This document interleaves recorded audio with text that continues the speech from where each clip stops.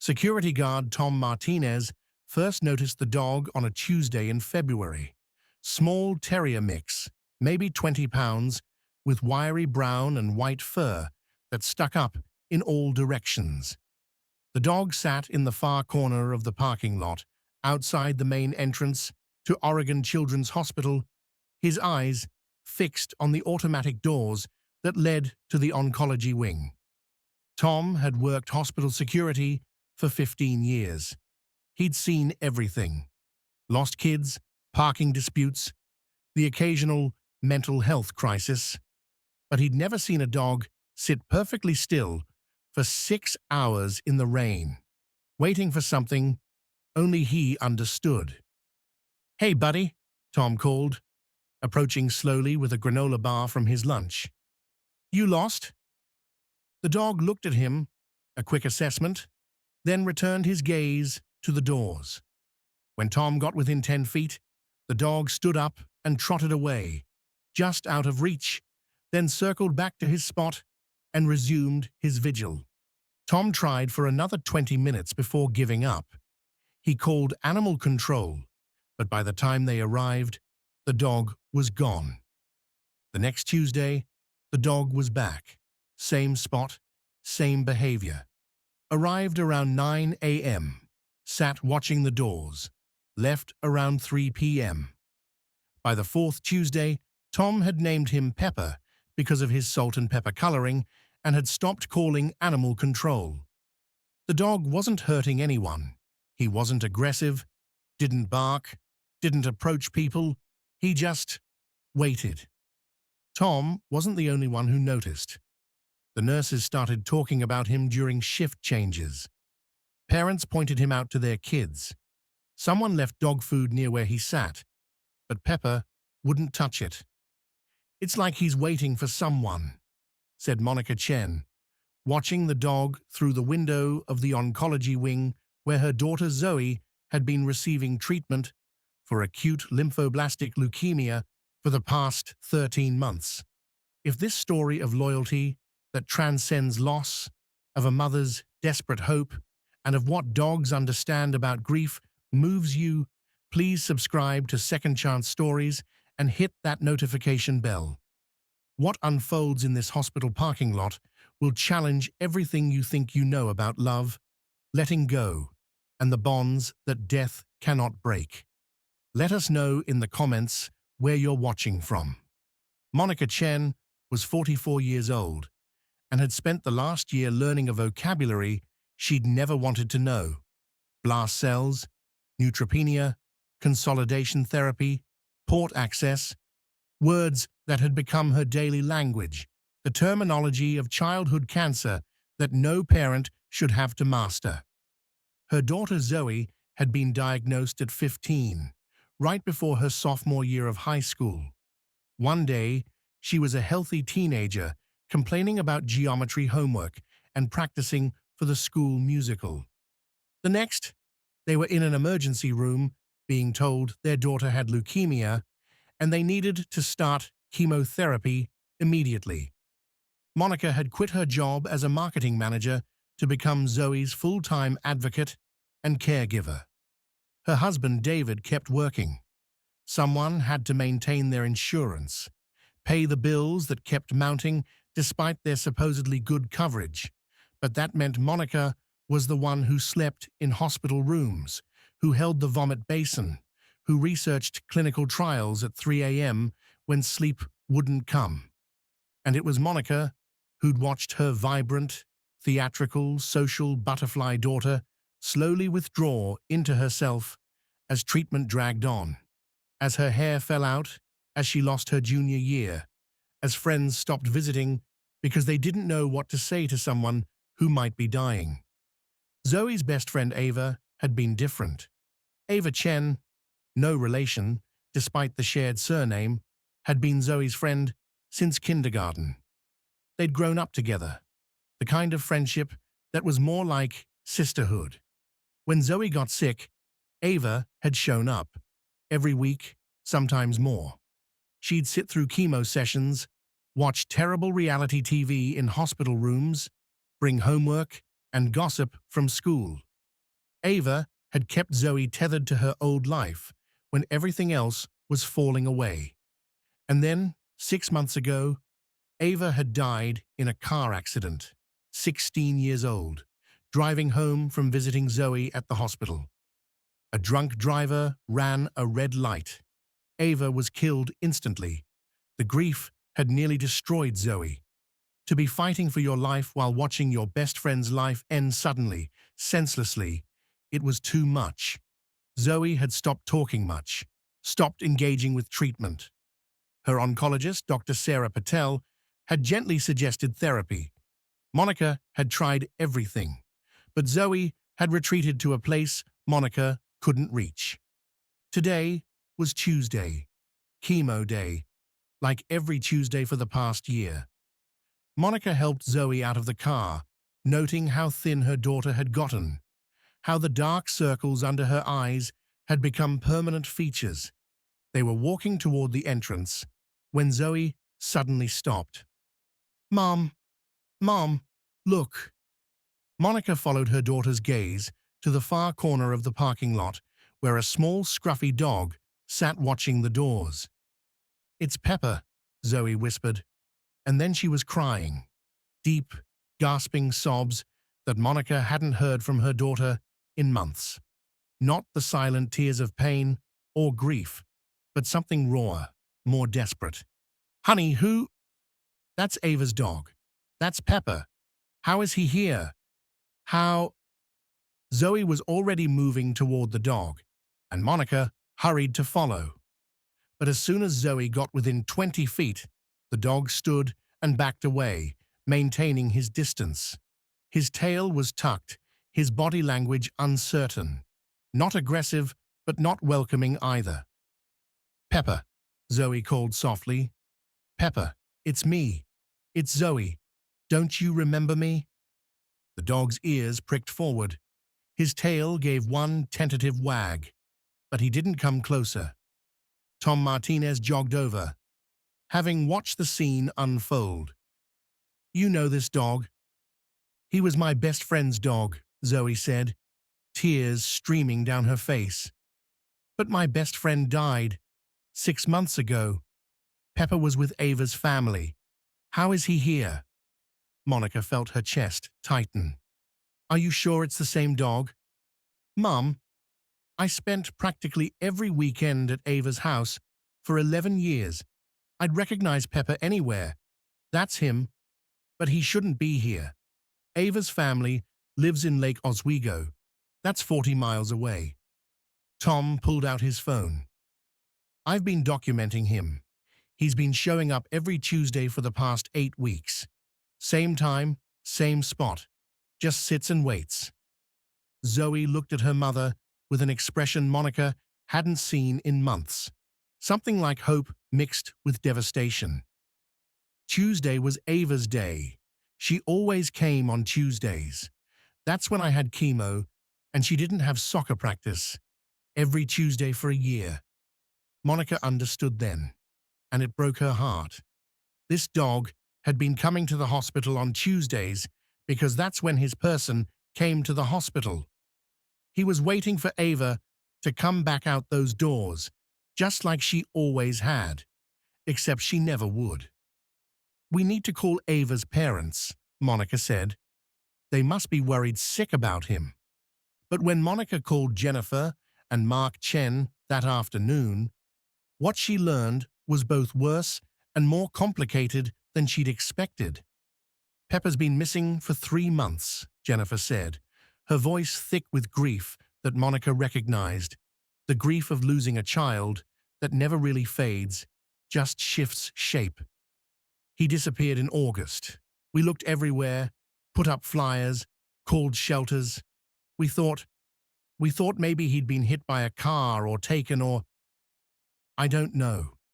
Losing him after losing Ava, it felt like losing her all over again." "He's been coming to the hospital," Monica said. "Every Tuesday. Zoe saw him today." Silence on the other end of the line. Then, "That's impossible. We live 40 miles from there. How would he even find it?" "I don't know. But Tom, The security guard says he's been coming for 8 weeks, maybe longer, just no one noticed before. Can you catch him? Please, Monica. I need something of hers back. Monica promised to try, but when they returned to the hospital the following Tuesday, Pepper was there but remained impossible to approach. Every attempt to get close sent him retreating, maintaining his careful distance. Over the next month, Monica became obsessed with catching Pepper. She brought Ava's old sweatshirt, thinking the scent might draw him. She brought his favorite treats. Jennifer had told her he loved peanut butter biscuits. She brought a humane trap. Nothing worked. Pepper continued his Tuesday vigil, arriving at 9 a.m. and leaving around 3 p.m., the exact hours Ava used to spend at the hospital with Zoe. He'd sit in his spot, watching the doors with heartbreaking focus, and then simply disappear. Tom had become invested too. He'd reviewed security footage and tracked Pepper's pattern. He comes from the north entrance of the parking lot, always the same route, and when he leaves, he goes back the same way. He's following a specific path. Where does he go? Monica asked. Footage only covers the parking lot. Once he reaches the street, I lose him.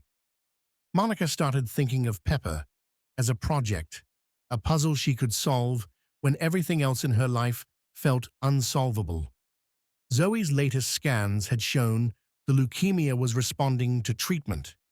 Good news, but cautious good news.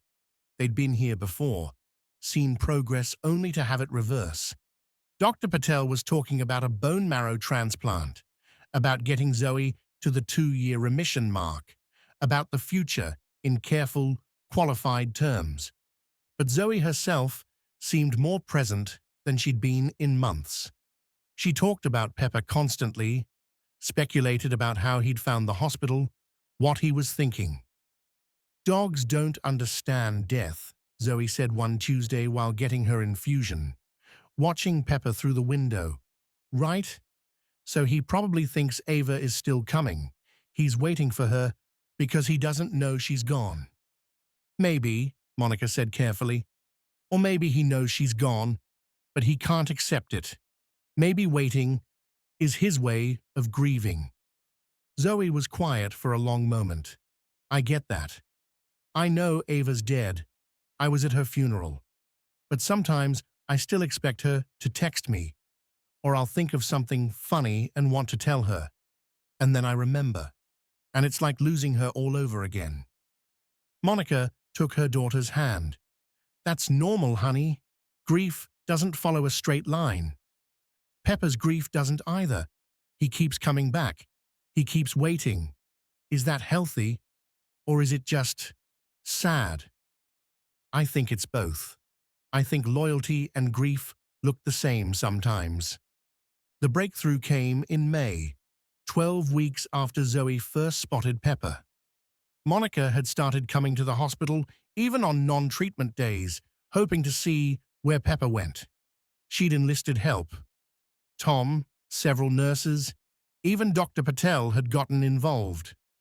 On a Tuesday afternoon, Monica followed Pepper when he left at 3 p.m. She kept her distance, didn't try to approach, just tracked him. He trotted through the parking lot, across 2 streets, through a residential neighborhood. His path was purposeful, like he'd walked it 1,000 times.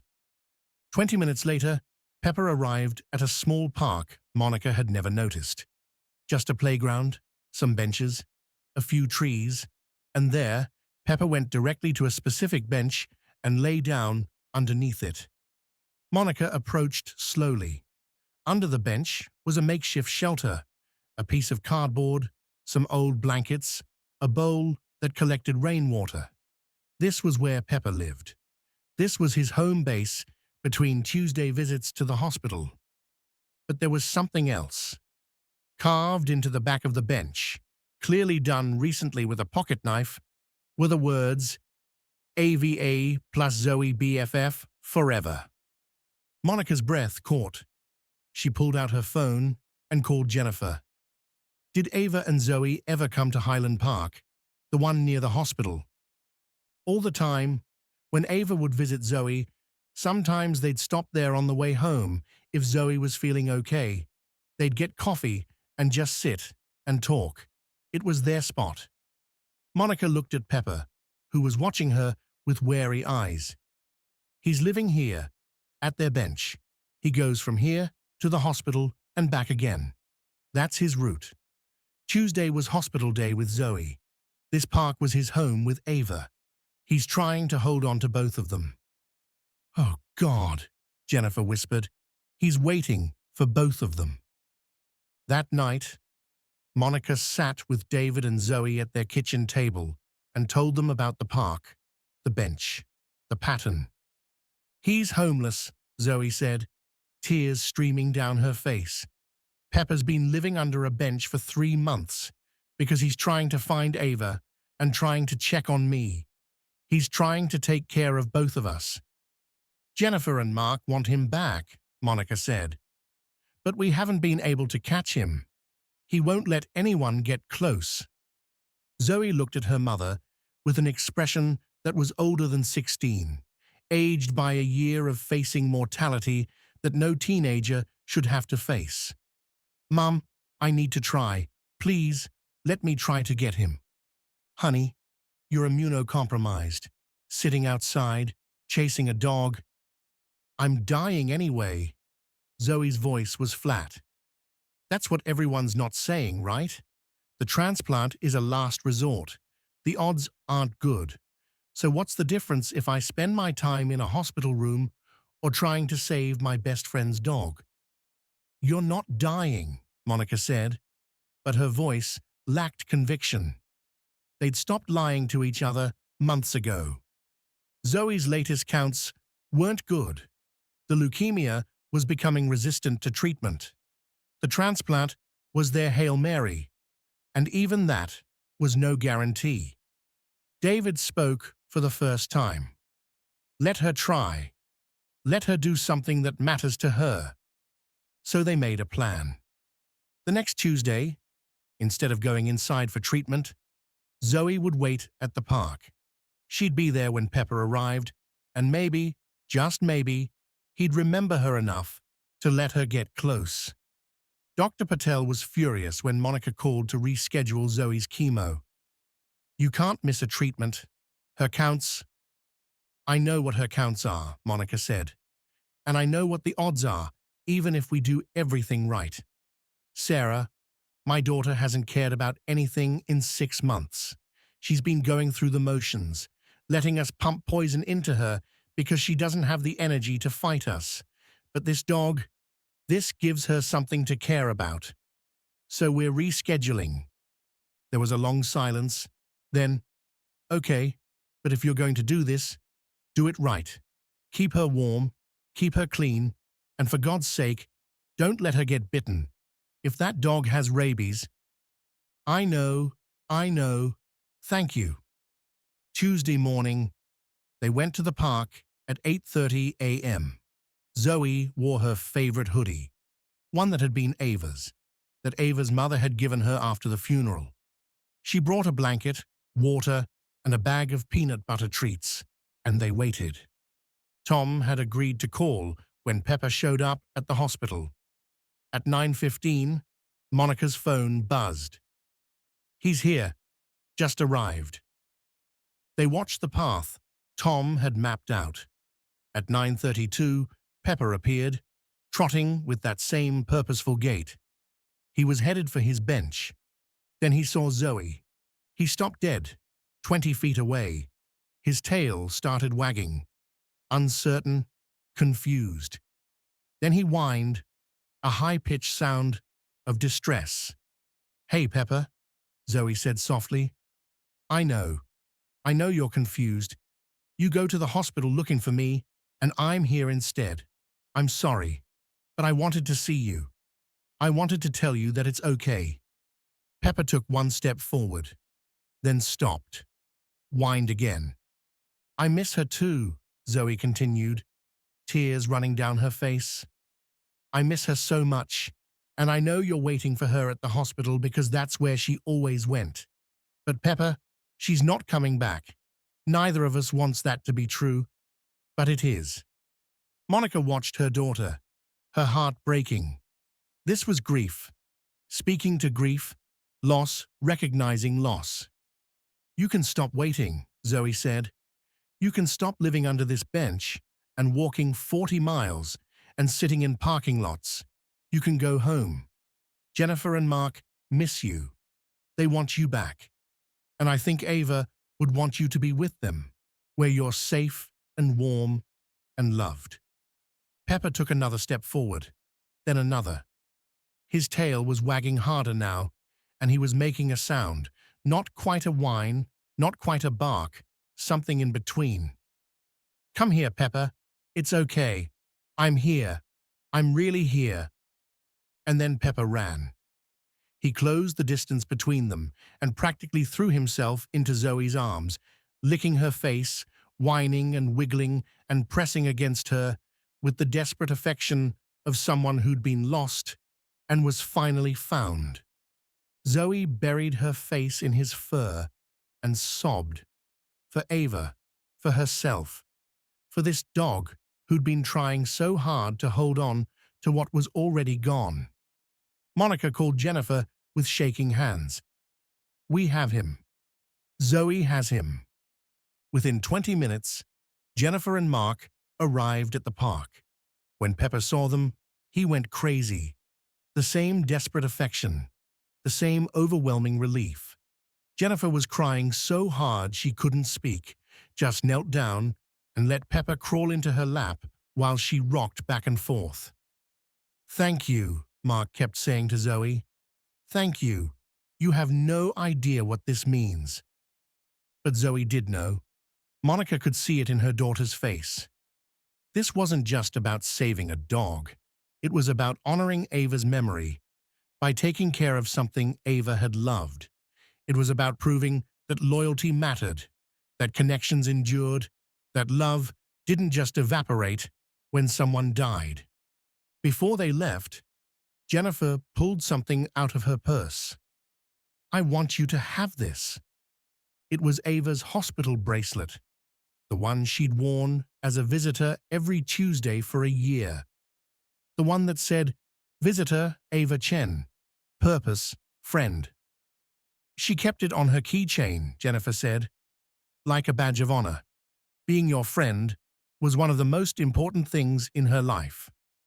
Zoe took the bracelet with trembling hands. Being her friend was the most important thing in mine. They stood in that little park, two grieving mothers, two fathers trying to hold their families together, one sick teenager, and one dog who'd walked 40 miles through grief to try to find his way home. And somehow, in that moment of broken people trying to take care of a broken dog, something shifted. "We'll bring him to visit," Jennifer said. "To the hospital, if you want. On Tuesdays, like before." Zoe looked at her mother, then back to Jennifer. "I'd like that." Over the next 3 months, Zoe's health declined. The transplant date kept getting pushed back as her body struggled to get strong enough for the procedure. There were setbacks, infections, close calls. Monica and David had the conversation no parent should have to have about DNRs and final wishes and what Zoe wanted if things didn't go well. But every Tuesday, Jennifer brought Pepper to the hospital. Not to the parking lot, to Zoe's room. Dr. Patel had bent the rules, classifying Pepper as a therapy dog, even though he had no training. "Research shows animal interaction improves patient outcomes," she'd said, "and at this point, I'm willing to try anything."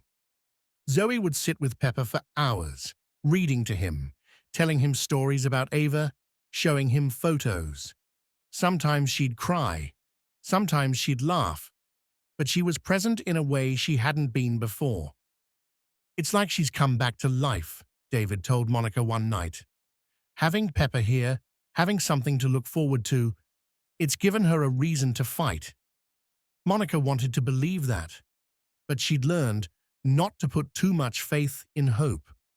Hope was a dangerous thing in an oncology ward. You couldn't let yourself hope too much, because the crash, when hope failed, was devastating. In August, 14 months after Zoe's diagnosis, they got her counts stable enough for the transplant.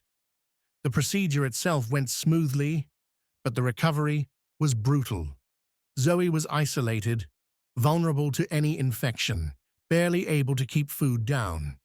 She asked for Pepper, but he couldn't come.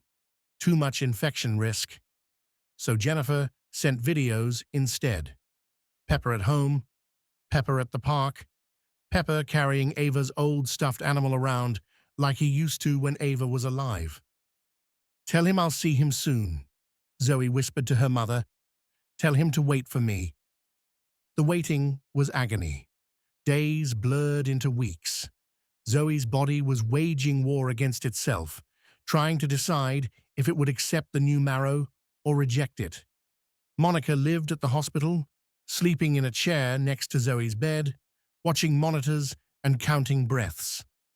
On a Tuesday in September, Dr. Patel came into the room with an expression Monica couldn't read. "Her counts are up," Sarah said, significantly. "The marrow is in grafting. She's not out of the woods yet, but this is the best news we've had in months." Monica burst into tears. Zoe, too weak to cry, just smiled. "Can I see Pepper?" Zoe asked. "Not yet," Dr. Patel said. "Another 2 weeks, minimum. But yes, when you're stronger, Pepper can visit." 2 weeks later, Jennifer brought Pepper to the hospital on a Tuesday afternoon.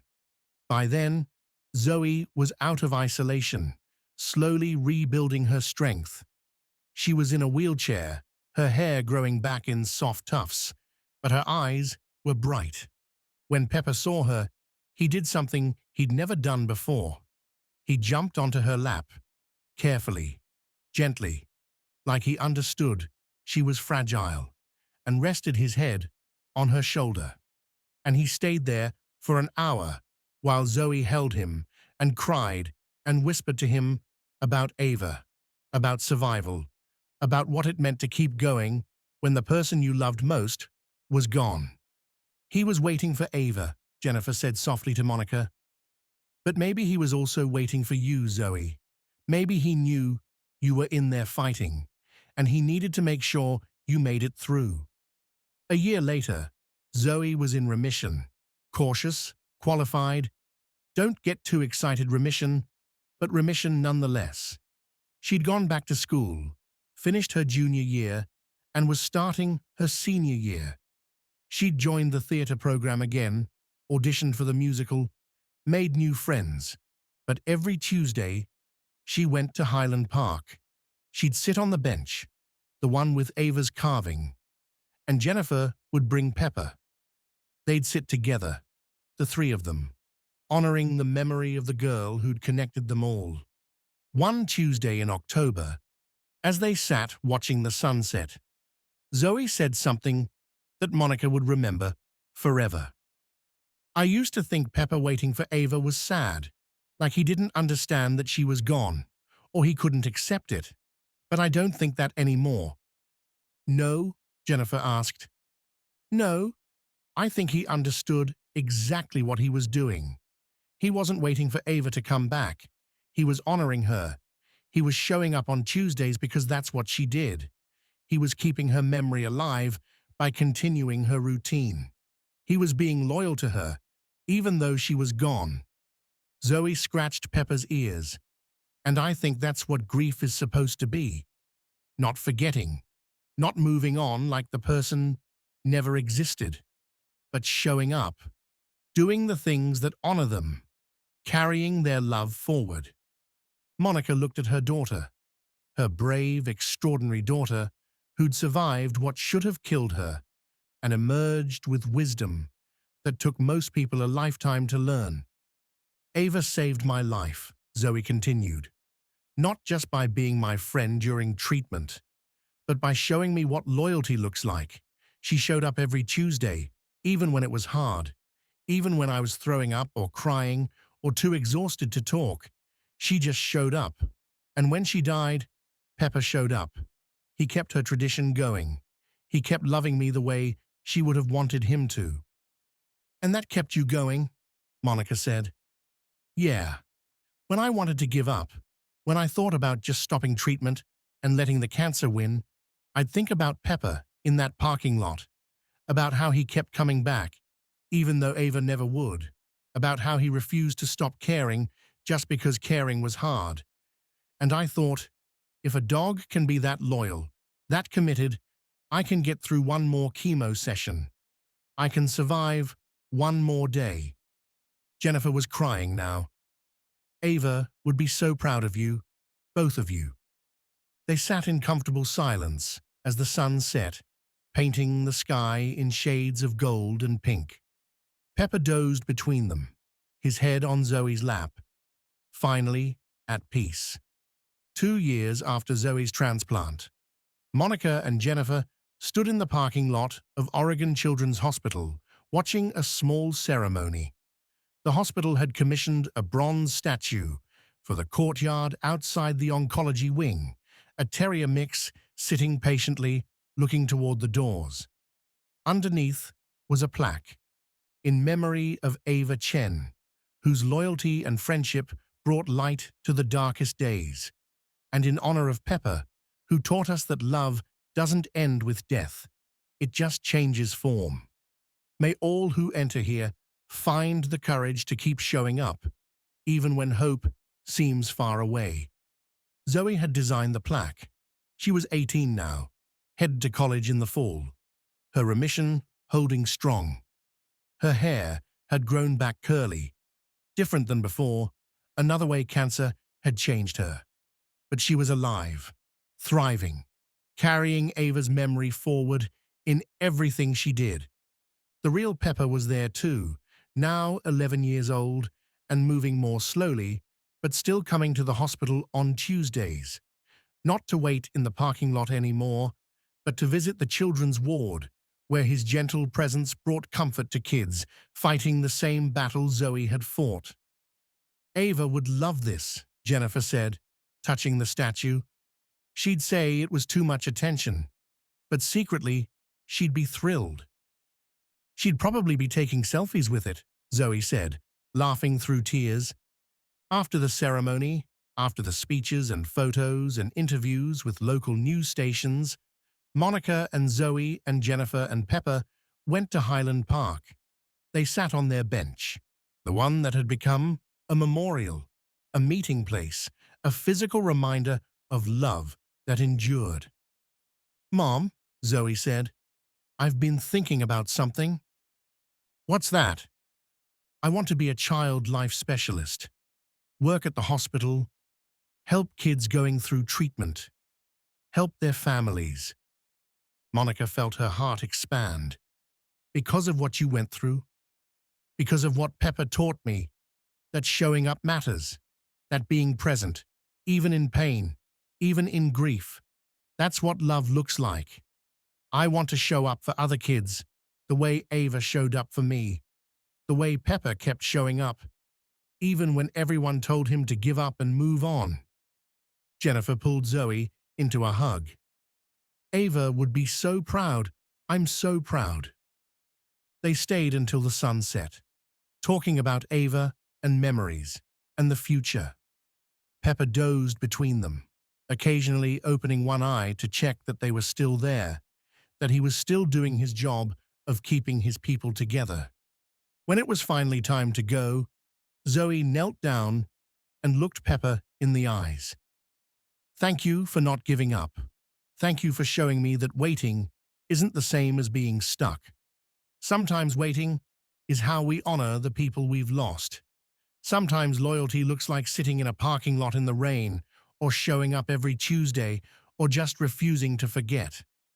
Pepper licked her face, and Zoe laughed, the clear, genuine laugh of someone who'd survived the unsurvivable, and emerged grateful for every ordinary moment.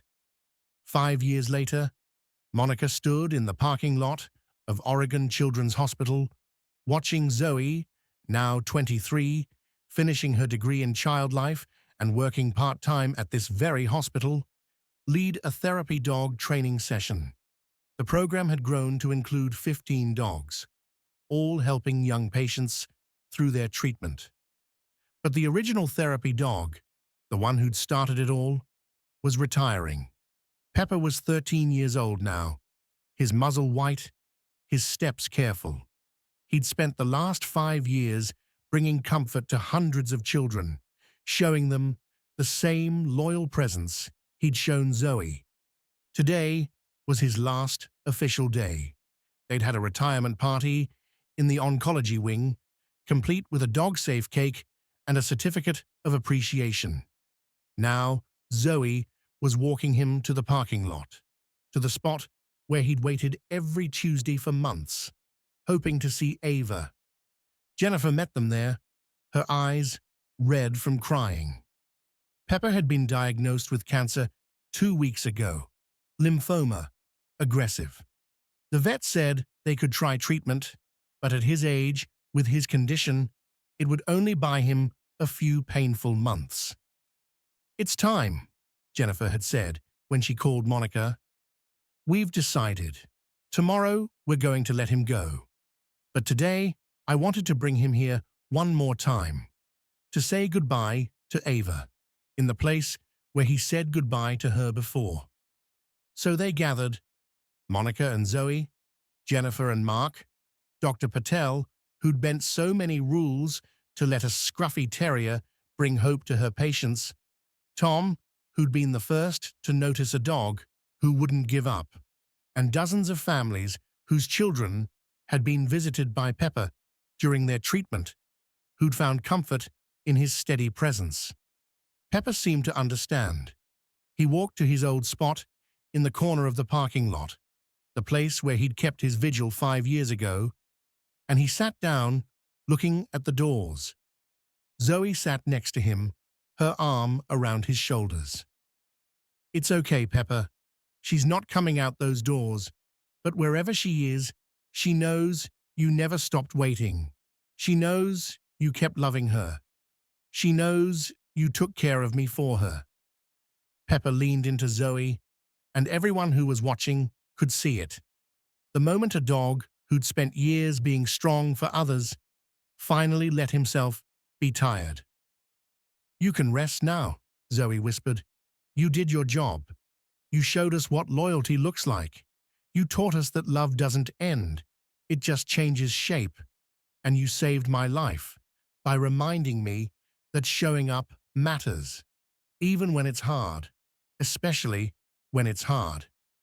The next morning at the veterinary clinic, surrounded by the people who'd loved him, Pepper passed peacefully.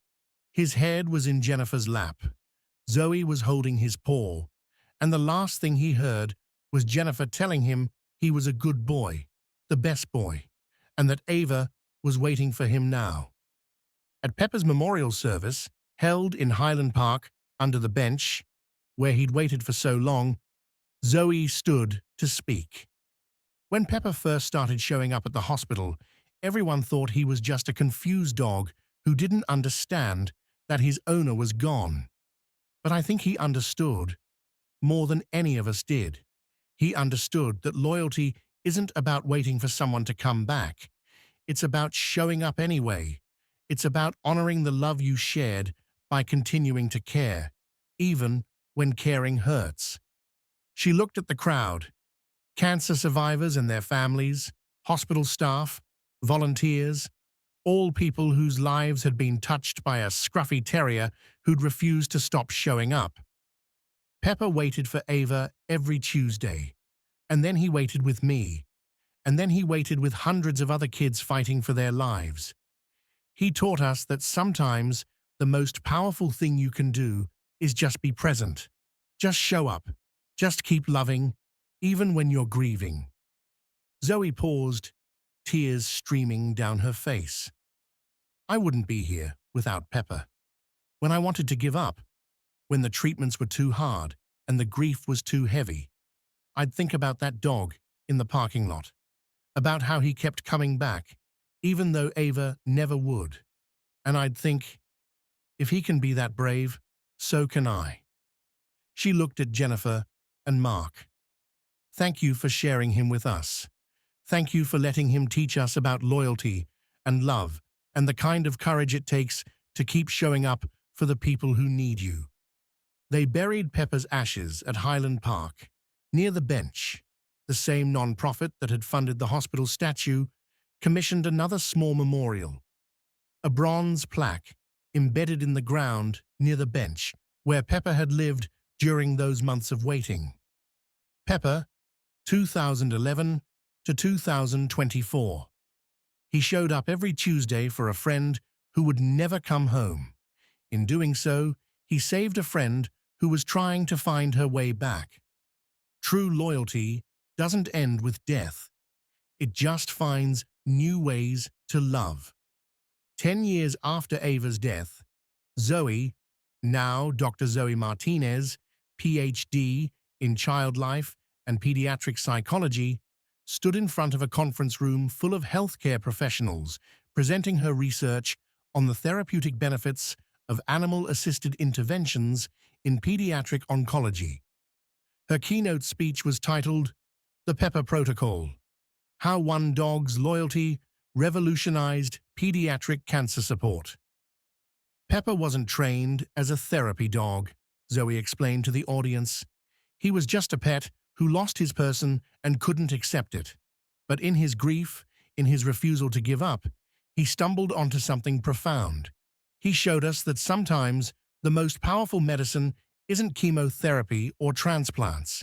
It's presence. It's loyalty. It's the message that someone will keep showing up, even when showing up is hard. She clicked to a photo of Pepper sitting in the parking lot, taken by Tom years ago. This dog waited in the rain, in the heat, in the cold. He waited when no one was coming. He waited because waiting was how he honored the person he loved. And in doing that, he gave hope to a 16-year-old girl who was running out of reasons to fight. Zoe's voice cracked. "I'm here today because a dog showed me what it means to be loyal, not just to people, but to life itself, to keep showing up, even when the outcome is uncertain, to keep loving, even when love hurts, to keep hoping, even when hope seems foolish." After the presentation, a young mother approached Zoe. "My daughter was just diagnosed with leukemia. She's 7, and she's terrified. Do you have any advice?" Zoe thought about Ava, about Pepper, about all the Tuesdays that had built a bridge between despair and survival. Show up. That's the most important thing. Show up every Tuesday or every Wednesday or whatever day works. Be so consistent that if you miss a day, they notice. Be so present that they can't imagine going through this alone. And if you can, find them something to care about.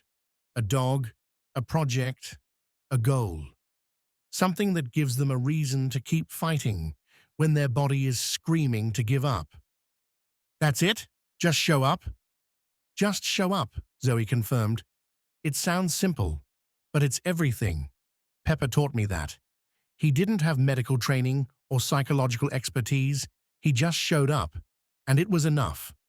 Monica, now 54, and running a non-profit called Ava's Promise that provided therapy dogs to children's hospitals across the country, watched her daughter with fierce pride. They'd started Ava's Promise together 5 years ago, using Pepper's story as their foundation. They'd placed therapy dogs in 17 hospitals so far, trained over 100 handlers, and touched thousands of lives. But more important than numbers was the message. Love doesn't end. It just changes form. And sometimes the most powerful thing you can do is simply refuse to give up on the people you care about. Every organization they placed a dog with received a plaque with Pepper's photo and a quote from Ava's journal, a journal they'd found after her death, full of entries about visiting Zoe. Went to see Zoe today. She's so tired. Sometimes I don't know if my visits help or if they just remind her of everything she's missing. But I keep showing up because that's what friends do. We show up, even when it's hard, especially when it's hard. On the 10th anniversary of Ava's death, they held a memorial walk at Highland Park. Over 500 people came: cancer survivors, families, hospital staff, volunteers. They walked from the park to the hospital and back, the route Pepper had taken every Tuesday. At the front of the walk, Jennifer carried a banner with Ava's photo. Mark carried one with Pepper's. And Zoe carried one that said, "We show up for those who can't. We wait with those who are waiting. We love beyond loss." At the hospital, children from the oncology ward who were strong enough to participate had set up a table. They were collecting Pepper's promise cards, commitments people made to show up for someone in their life who was struggling. "I promise to visit my grandmother every week, even though she doesn't always remember who I am. I promise to call my brother who has depression, even when he doesn't answer. I promise to keep showing up for my students, even the difficult ones. I promise to be the kind of friend Ava was, the kind who doesn't give up." Zoe read through the cards with tears in her eyes. This was Pepper's legacy, not just comfort for sick children, but a reminder to everyone that loyalty matters, that presence matters, that showing up is sometimes the only thing that makes the difference between surviving and giving up. That night, back at Highland Park, Zoe sat alone on the bench. She'd brought Ava's old sweatshirt, the one she'd worn the day they caught Pepper, the one that still smelled faintly like her best friend even after 10 years. "I miss you," Zoe said to the air, to the memory, to wherever Ava was. "I miss you every day. But I'm okay. More than okay. I'm doing work that matters. I'm helping other kids get through what we went through. And it's all because you showed me what it means to show up." She looked at the small memorial marker where Pepper's ashes were buried. "And I miss you too, buddy. Thank you for not giving up. Thank you for waiting, even when waiting seemed pointless. Thank you for teaching me that love is a verb. It's something you do, not just something you feel." A light breeze stirred the trees, and Zoe could almost imagine it was Pepper's tail, wagging, or Ava's laugh, or just the universe acknowledging that some bonds really are too strong for death to break. She stayed until the stars came out, sitting with her memories and her gratitude and her grief that had transformed over 10 years from something that almost destroyed her into something that gave her purpose. Because that's what Pepper had taught her.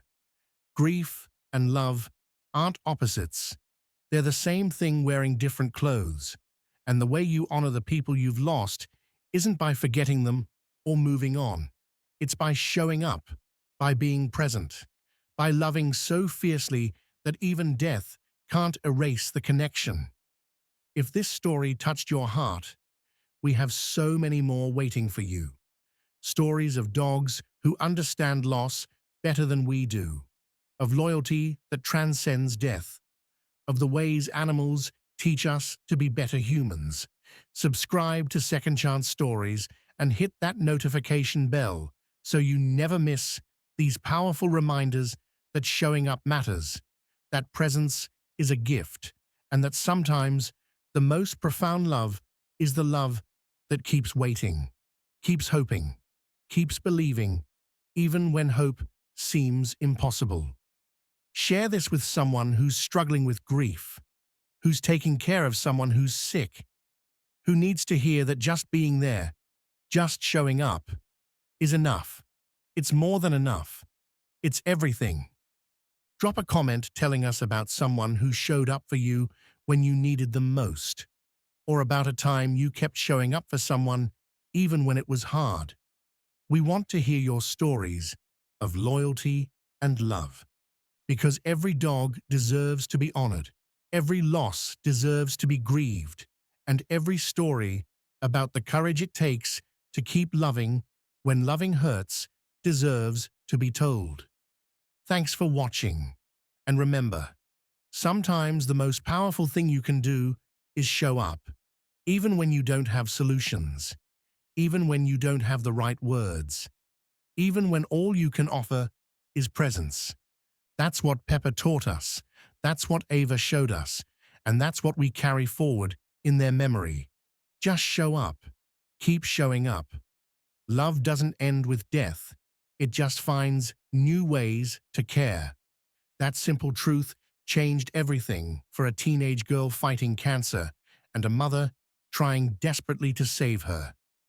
And it might just change everything for you too.